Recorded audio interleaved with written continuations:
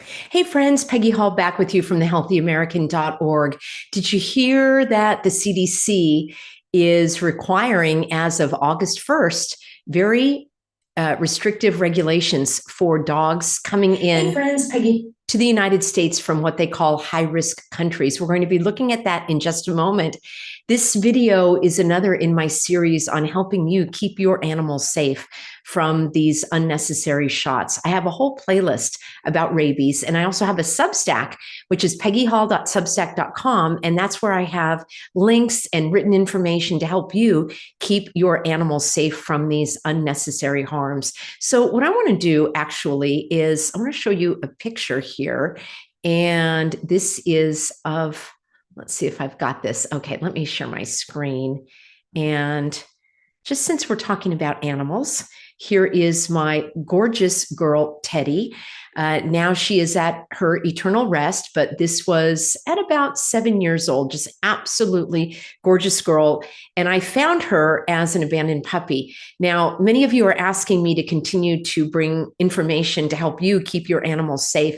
And that's why I am sharing this video with you today about the CDC. In a moment, I'm going to share a picture with you of my beautiful Shebekia, the dog that I had prior to Teddy. And it's interesting because Shebekia came to me, I found her in Morocco, and Morocco is one of the countries that is on that list of these high-risk countries. This is very important information, so please stick with me. Here we are. I will have a link for you in my Substack, peggyhall.substack.com, bringing a dog into the US. If you're bringing a dog into the US, starting on August 1st, 2024, there are new steps that you need to take. These steps depend on where your dog has been in the last 6 months. Look at how precious these little pups are here. CDC strives to protect America's families, communities, and pets by preventing the reintroduction of dog rabies into the United States, meaning there is no dog rabies in the United States. And the CDC has stated that on their website. Preventing infected dogs from entering the United States is a public health priority. CDC recommends all dogs be vaccinated against rabies. So not every dog coming into the US has to be vaccinated, only these coming from the high-risk countries. So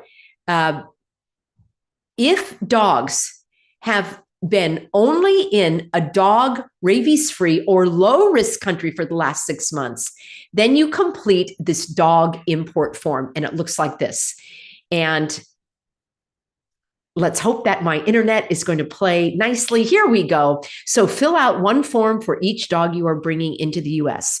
So you've got all this information they're asking for. They want your passport, driver's license number, the airway or bill of lading number, who is receiving the dog, because some of these animals are shipped without a person flying on board. I personally would not put a dog in the hold of an airplane. The dog's flying with me in the cabin, or I'm driving. I'll just put it that way. And then you put the information about your animal. And here, one of the options is service animal. In my video for you tomorrow, I am going to talk about how you can get, let me increase the size here, what is needed for your animal to be a service animal. There are service animals and there are emotional support animals. They are different. They are treated differently. I'm going to share with you very simple information that's very eye-opening. I hope this will help you keep your animal safe. I'll share that with you tomorrow in a separate video. So this is what you fill out for animals coming just from a low-risk country, and I'll show you what the high-risk countries are. So the dog import form, you'll notice there's nothing here about rabies, all right? Nothing here about rabies. You do not have to prove that your animal has been vaccinated against rabies if they are coming in from a low-risk country. That is the good news. Let's look at the high-risk countries here, shall we? And there is Morocco is on the list. So the high-risk countries for dog rabies. If a country or political unit is not listed below, it is not considered high risk for importing dog rabies into the United States. Therefore, and this is the important thing, if the country is not listed, the CDC strongly recommends vaccination against rabies. Did you catch that? In other words, your dog does not have to be vaccinated against rabies unless it comes from one of these countries. Let's take a look at them. Let me know if you have been to one of these countries, if you plan on going to one, if you know of anyone who has come from one or any animals that have come from one. Now think about it, Afghanistan. There were many service members, I don't know about many, but there were service members that wanted to bring animals back from Afghanistan, and they were flown back. Some people donated money for that very cause, and that happened in Iraq as well, in these war-torn areas where the troops befriended these little animals, and God bless them, they brought them back. All right, Algeria, Angola, Armenia. I'm not going to read all of them. I will have this linked for you. I'll just point out a couple of notable ones. Belarus. Okay, so that's in Eastern Europe, close to Russia. That's interesting. Bolivia, Brazil. All right, that was a little surprising to me. These are considered the countries that are not dog rabies free. Of course, you and I know, I hope you know, because I've done videos about the rabies racket. Okay, this one here, it's actually pronounced SIPTA, and that is a territory of Spain in the geographic country of Morocco. I've been there, but it still belongs to Spain. There are two cities that belong to Spain in Morocco on that northern coast. Okay, China, Colombia, Cuba. That some of those are surprising to me. Here we go. Egypt, El Salvador, Ethiopia. Okay, Haiti, no surprise there if they want to restrict. Okay, Iran and Iraq. Israel, including the West Bank and Gaza, effective August 1st, 2024. That's interesting. And then down here, we have Morocco, including the Western Sahara. So these are the countries. I don't think anyone's coming in from North Korea. I don't know, Russia, Somalia. None of these, okay, Thailand, Tunisia, Turkey, Ukraine, UAE. That's probably Venezuela, Vietnam. So these are not really, I don't know, top tourist destinations, except maybe Morocco. Israel, a lot of people go there. I don't know how many people are bringing animals back. So here now is what happens when you are, these are the new regulations starting August 1st. Now, the CDC, you're going to, before we do this, you're going to ask, well, Peggy, what does the CDC have to do with this? Well, because it has to do with international entry into the United States, the CDC, under Title 42 of the Federal Code of Regulations, has the authority to restrict diseases coming into the United States. That's why the CDC is the one that said everybody has to suffocate themselves and undergo the nasal assault and become a human pincushion in order to enter the United States. That was under the CDC's authority, according to Title 42 of the Federal Code of Regulations. That is what has to do with public health.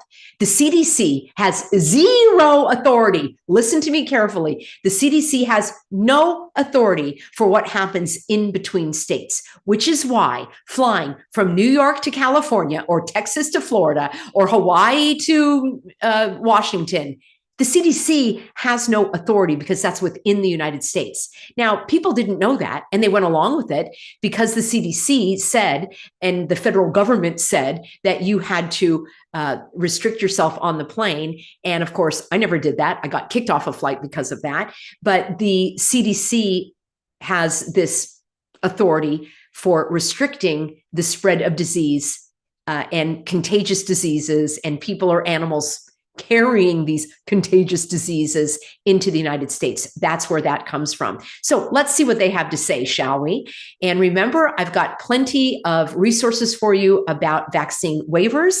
My understanding is that this should apply as well. I don't know why it wouldn't.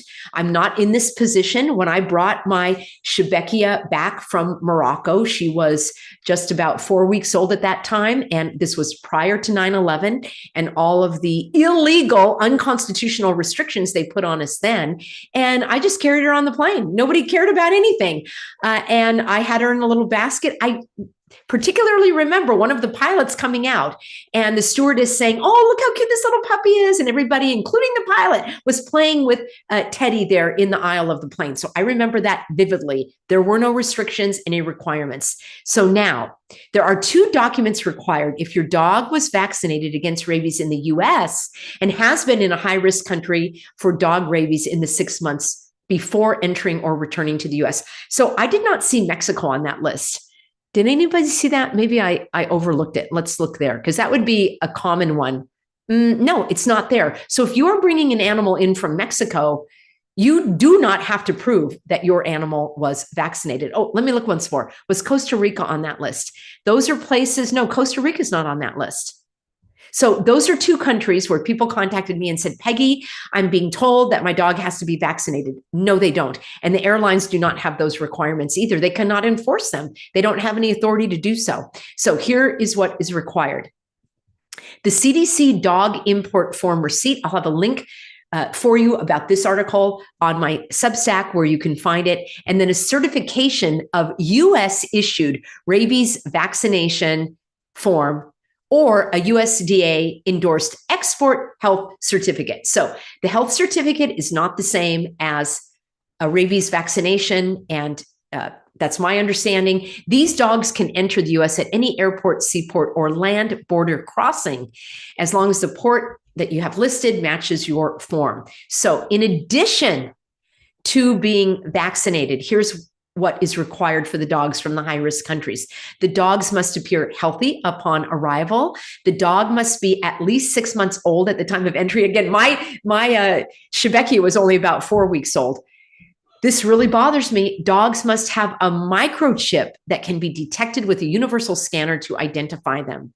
The microchip must be implanted before getting the rabies vaccine, or else the vaccine will be invalid. How do you like them apples? Them are rotten apples. The microchip number must be included on all required forms and supporting documents.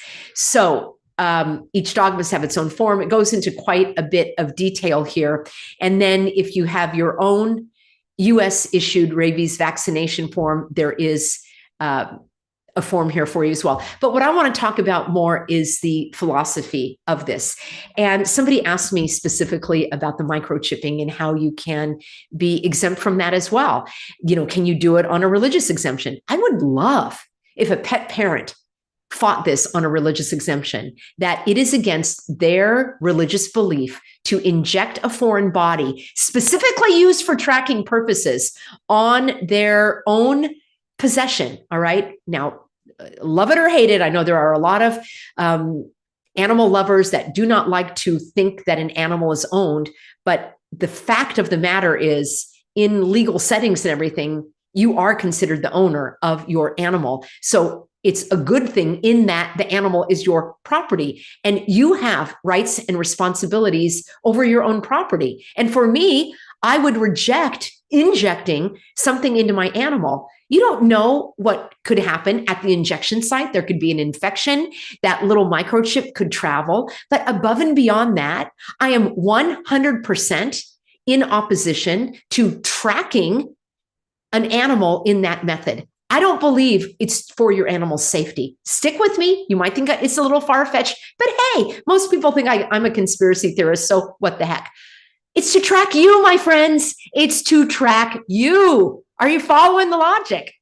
Your animal is with you, ideally, right? Most of the time. And if you're traveling or moving and your animal travels or moves with you, they track you through the animal. That's what bothers me about it. Now, I don't have any problem with an identification collar. There are even GPS little attachments that you can put onto a collar. So if your dog wanders off or something, then that is one way of finding them. I completely understand. So I hope everybody hears me. I'll slow down a little bit here because I know I'm getting excited. I completely understand the concept of keeping your dog safe in case your dog is stolen or lost or wanders off. And you're thinking, I would do anything to get my animal back. Well, ideally, we prevent that from happening in the first place. So as the pet parent, you're keeping your eye on your animals and you're not allowing them to wander off or run off or be stolen. Ideally, you're not going to be in a situation like that. And the chances of that happening, it does happen. I'm not saying it doesn't, but to require every single animal to be injected with a microchip on that off chance that an animal would be stolen. And by the way, if it's stolen, is the thief going to take it to a veterinarian and get it scanned? It doesn't even make sense. So I've also heard from plenty of people, maybe not plenty, I've heard from some people who very sadly had an animal who did escape. And maybe they were being looked after by someone else or just on a freak accident, the door was open and the animal escaped. And the animal was never found, even though the animal was microchipped. So in my estimation, I do not believe that the risks and the surveillance of the animals and you related to the microchip is worth and balances out the so-called safety of being able to find your animal. There are other ways. I know in some countries, they actually do a little tattoo on the animal. And that's one way of identifying the animal. There's not a collar that can be lost. I'm not advocating tattooing your animal, but I'm just saying, I'm presenting that there are different options. A false dichotomy is, here's an example of a false dichotomy. Your animal is microchipped or you'll never find them. No, that's false. There are other options in the meantime. So I reject this requirement of microchipping your animals. That should be your choice. And if you want to do it, by all means, go do it. You should do it because it's your choice, because it's your animal, not because the government is requiring it. So I am against that. The same thing with these vaccines. You want to do it, go do it. Why should it be required? That's like, right, on airplanes, you can't eat peanuts because some child has a peanut allergy. All right, that was bizarre to me many years ago. You may even have a child that has a peanut allergy, and you're arguing with me right now. I don't see how my behavior, eating peanut, the whole thing's ridiculous and it's gotten way out of hand. By the way, we didn't have those peanut allergies until all the pincushion requirements came on board. So there's that as well. I probably got off track here, friends, but what I wanted to say is that you have the right and the responsibility to keep your pets safe and to get waivers from these requirements that you do not believe in, that you object to. Now, I don't know if you can do it on religious grounds. Likely, you can do it on medical grounds. I think it would be very interesting. I put this information together today, so I didn't have a chance to contact the CDC. I would like to ask them if they would accept a vaccine waiver for an animal. I think that would be a very good piece of information to have. So I will do that. I'll see if I can bring that to you in an upcoming video. My video tomorrow is going to be about the requirements for a service animal, the difference between a service animal and an emotional support animal. And I learned some things that could really help you as a pet parent to keep your animal safe, especially if you are being discriminated against with travel, with your housing, with anything else, and you want to keep your beloved furry family member safe. So stick with me on that one. I've also got some books on pet loss and grief that I'll share with you tomorrow as well. That will be a replay from my Living Swell channel. I shared that earlier. And then on Friday, I'd like to have a little more lighthearted look at things. So stick with me because we're going to be looking at the ear election again. Yes. So ear ye, ear ye. And I'll be sharing some very eerie coincidences about all of this stuff happening this year. Did you catch it? Yeah. All right. Thanks, everybody. I appreciate you being on board. I appreciate you having a sense of humor. And I appreciate you sharing this information. If you don't have an animal, please share it with someone who does. Thank you to the moderators, and I look forward to seeing you in tomorrow's broadcast.